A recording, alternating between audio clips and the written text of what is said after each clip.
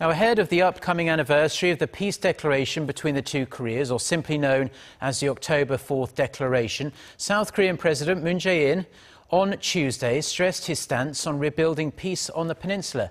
Hwang Hojun with the details.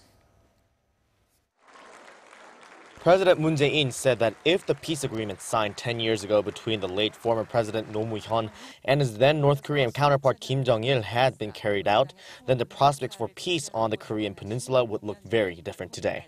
He blamed the escalating tensions between the two Koreas on the previous two conservative administrations.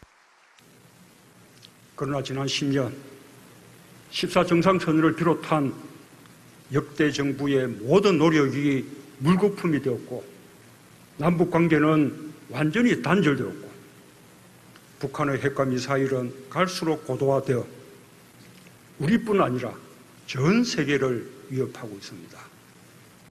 President Moon was speaking at a ceremony Tuesday evening commemorating the 10th anniversary of the signing of the peace treaty. The treaty's official name is the Declaration on the Advancement of South-North Korean Relations, Peace and Prosperity of October 4, 2007. And Moon was the chairman of the committee that arranged the second inter-Korean summit where it was signed. At Tuesday's commemoration, he stressed that the state of security is dire and that North Korea must realize it has no future if it continues to threaten the world. No matter how difficult the situation may seem, he said, the journey toward peace and prosperity on the peninsula must continue.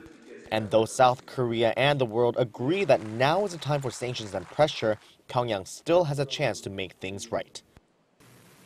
여러 번 밝혔듯이 북한이 무모한 선택을 중단한다면 대화와 협상의 테이블은 항상 열려 있습니다.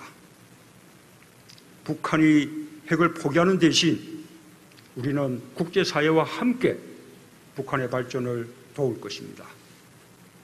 President Moon also said his administration's so-called New Northern Policy, which seeks to expand economic cooperation with Northern Eurasian states, including North Korea, inherits the spirit of the 2007 Peace Declaration and pledged his administration will revive and fulfill the peace treaty as well. Hwang Hojun, Arirang News.